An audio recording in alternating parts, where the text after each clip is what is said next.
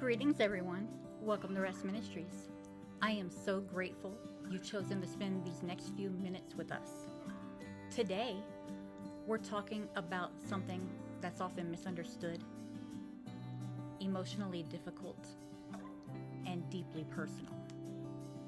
Today, we're talking about forgiveness.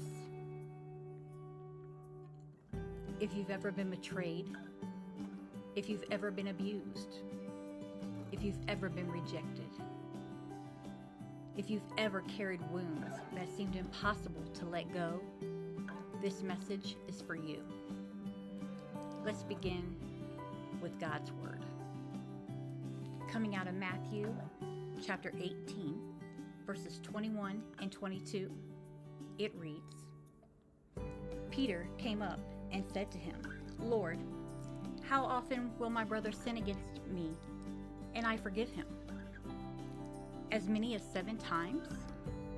Jesus said to him, I do not say to you 7 times, but 70 times 7 times. Jesus then goes on to tell the parable of the unforgiving servant. Now, the unforgiving servant was a man who was forgiven of an impossible debt, but refused to forgive someone who owed far less than what he was forgiven for. The message is clear. People who have experienced God's mercy are called to extend mercy to others as well.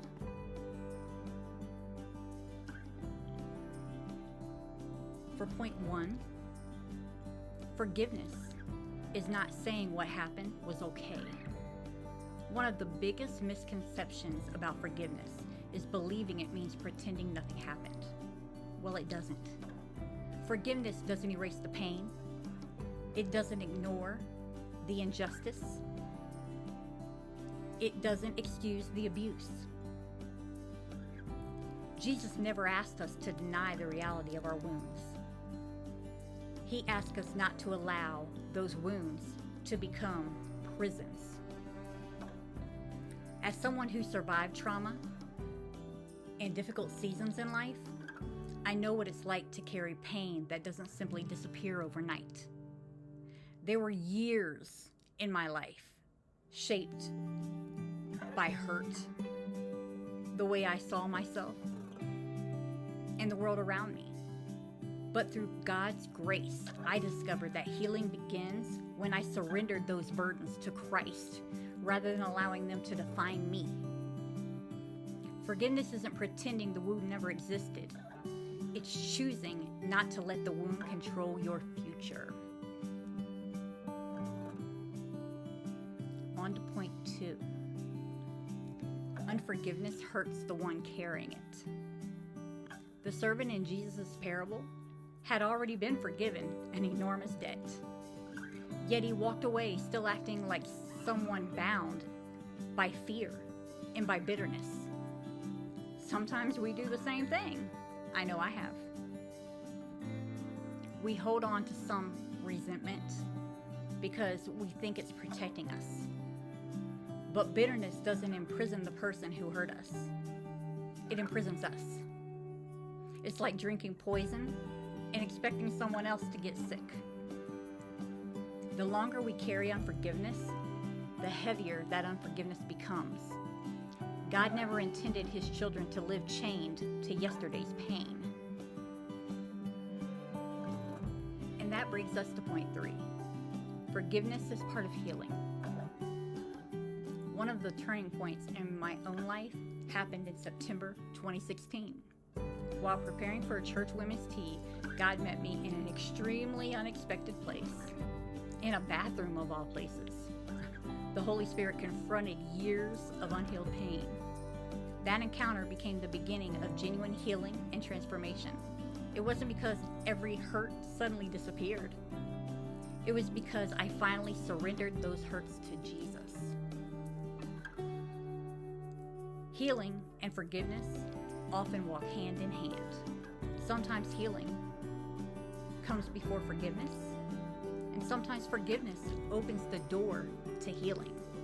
But both require trusting God with what we cannot fix ourselves. Point 4. Forgiveness doesn't always mean reconciliation. Now, this is an important one. Forgiveness and reconciliation are not always the same thing. The Bible calls us to forgive. It does not require us to remain in unhealthy, abusive, or dangerous relationships. Sometimes forgiveness happens while healthy boundaries remain firmly in place. Jesus himself loved people perfectly, yet he often walked away from those who rejected him or sought to harm him. You can forgive someone and still protect your peace. So maybe you're asking yourself right now, how do I begin forgiving? Well, I'm going to give you 3 simple steps today. First, be honest with God. Tell him exactly how you feel. He already knows anyway. You might as well be honest. You don't have to pretend with God. Second, choose forgiveness even before your emotions catch up.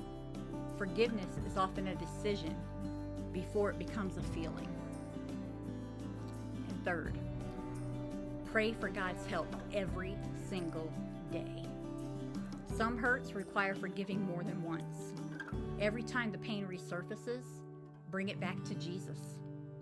Over time, you'll discover that the wound no longer has the same power over you.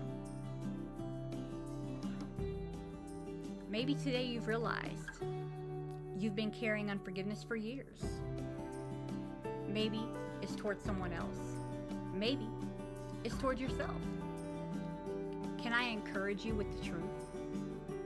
The cross reminds us that none of us deserve forgiveness, yet Christ freely offered it. Because we received such incredible mercy, we're invited to extend mercy to others as well.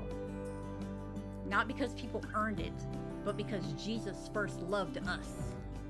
Forgiveness may not change your past, but it can absolutely change your future.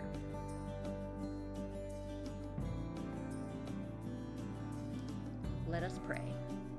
Heavenly Father, thank you for the incredible forgiveness you've shown us through Jesus Christ. Lord, you know every heart watching today. You know every wound, every betrayal, every painful memory. Help us release bitterness, trust you with justice, and walk in the freedom that only you can provide. Heal broken hearts, restore hope, and remind us daily that your grace is greater than our deepest pain. We ask all these things in your mighty name. Amen. If today's message encouraged you, please like this video, subscribe to the channel, and share it with someone who may need to hear that forgiveness isn't weakness, it's freedom. I'd also love to hear from you in the comment section. What does forgiveness mean to you? And how has God helped you on that journey? Until next time, remember, healing is possible, hope is real, and in Christ, wholeness is within reach. God bless you all.